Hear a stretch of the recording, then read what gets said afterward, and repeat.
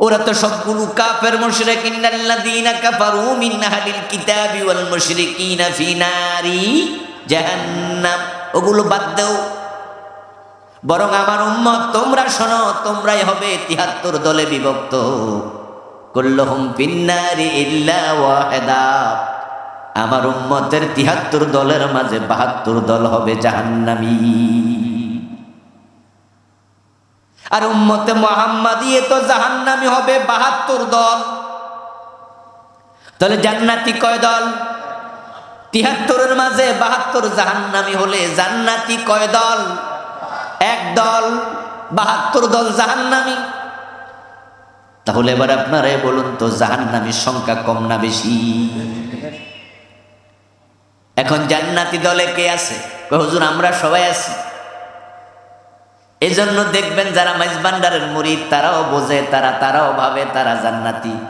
এজন্য সাধারণ লোকরা ডাইকা ডাইকা তাদের পীরের কাছে নেয়, জান্নাতে যদি যেতে চাও আমার সাথে চলো, পীর বাবার পায়ে চুমু দাও, সেজদা মারো, জান্নাত মিলবে। যারা আট্রসির মুরিদ তারা ভাবে তারা জান্নাতি, তাই তারা তাদের দরবারে লোকজনকে নিয়ে যায়। যারা দেওয়ানবাগের মুরিদ তারা ভাবে তারা জান্নাতি, তাই তারা ডাকে আমাদের পীরের কাছে আসো।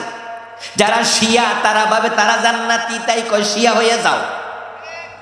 প্রত্যেকে ভাবে সবাই জান্নাতি। প্রিয় নবী বললেন ৭৩ দল হবে, জান্নাতি মাত্র এক দল, ৭২ দল জাহান্নামী। জাহান্নামী বেশি তা নিয়ে কারো কোনো দ্বিমত নাই। আপনারাও বললেন যে হ্যাঁ জাহান্নামী বেশি, কিন্তু বলুন তো জাহান্নামী যে বেশি তাদের মাঝে আজকের মাহফিলও ২-৪ জন জাহান্নামী আছে না নাই? কিন্তু আমি যদি বলি জাহান্নামের দলে আপনারা কে কে আছেন, হাত তুলব কয়জন? একজনও না। জাহান্নামী বেশি তা নিয়ে আপনারাও একমত, কিন্তু জাহান্নামীদের দলে কে কে আছে কেউ হাত তুলবে না। বলবো হুজুর বেশি, তবে আমরা থানাতে নাই, পাশের থানা অথবা পাশের জেলায়, আমরা না। সারা বাংলাদেশে 15-20 কোটি মানুষ, সবাইরে যদি একসাথ করেন আপনি, কেউ বলবে না আমি জাহান্নামের দলে আছি। অথচ রাসূল বলছে জাহান্নামী ৭২ দল। আল্লাহ তাআলা কোরআন মাজিদে বলেন কুল্লু হিজবিম বিমা লাদাইহিম ফারিহুন। সবাই নিজেকে জান্নাতি মনে করার কারণ প্রত্যেক দলের কাছে শয়তান যাইয়া কানে কানে কয় আরে বেটা তোরটাই ঠিক। আর যদি কেউ বোঝা আমারটা ঠিক না, শয়তান তারে বুঝায় তোরটা বেঠিক হইল, আল্লাহ তো রহমান, আল্লাহ তোরে মাফ করে দিব। আল্লাহ রহমান নামের সাথে যে আজিজ আছে, জব্বার আছে, কাহার আছে, শয়তান এগুলো ভুলে দেয়। এই জন্য সব মানুষ মনে করে সে যেদিকে যাক আমি ঠিকই জান্নাতে যাব। ভণ্ড পীর নিজেকে কি মনে করে? জান্নাতি মনে করে। এই জন্য মুরিদরে কইয়া দিছে আরে বেডা টেনশন করিস না, আমি তোরে ছাড়া যাবো না, মনে হয় যেন উনার জান্নাতটা কনফার্ম।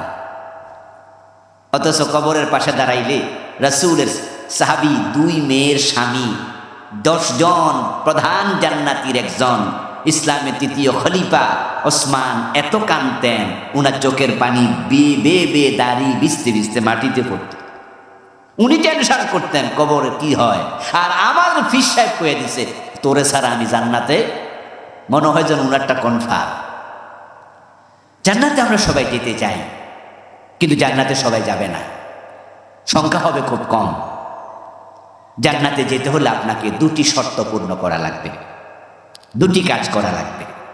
কোরআন মাজিদে সূরা আল কাহাফের 107 নম্বর আয়াত, সূরা বুরুজের 11 নম্বর আয়াত সহ আর অনেকগুলো আয়াতে আল্লাহ তাআলা বারবার বলছেন জান্নাতে যেতে হলে 2টি শর্ত, ঈমান নেকামল, ঈমান নেকামল, ঈমান নেকামল। এবার আমি আপনাদেরকে একটু জিজ্ঞাসা করতে চাই, জান্নাত বানিয়েছেন কে? দেবেন কে? জান্নাতের মালিক কে? এখানে অন্যের কোনো কি অংশীদারিত্ব আছে? বানানোর সময় আল্লাহকে কেউ হেল্প করছে? মালিকানায় অন্য কেউ কি আছে? হাসরের ময়দানে দেয়ার সময় জান্নাত অন্য কেউকে দিতে পারবে? জান্নাত কোনো নবীর হাতেও নাই। নবীর জান্নাতটাও কার হাতে? ইয়েস। এই জন্য অমক বাবা তমক বাবা অমক তমক জান্নাত দেবে ভাববেন না। যিনি জান্নাতের মালিক, যিনি জান্নাত বানাইছেন, যিনি জান্নাত দেবেন, তিনি বারবার বলছেন জান্নাতে যেতে হলে দুটি শর্ত পূর্ণ করো। এবার দুস্তরা ভালো করে শুনুন, আমার আল্লাহ যা বলেন সেটাই চূড়ান্ত, আল্লাহর কথার মাঝে কোনো হেরফের নাই। জান্নাতে যাওয়ার জন্য আল্লাহ দুটি শর্ত দিয়েছেন।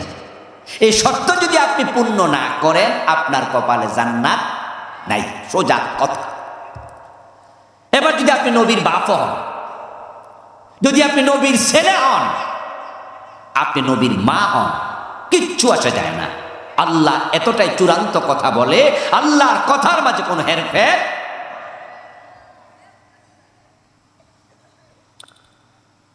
ইব্রাহিম আলাইহিস সালামের সাথে ওনার বাবা আজরের সাক্ষাৎ হবে হাসরের দিন। قال النبي صلى الله عليه وسلم تلقى إبراهيم أباه آزر عليه قطرة غبرة। ইব্রাহিম আলাইহিস সালামের সাথে লেখা হবে, সাক্ষাৎ হবে তার বাবা আজর। তখন আজরের পুরাটা দেহ কর্দমাক্ত থাকবে, ধুলি ধূসরিত থাকবে।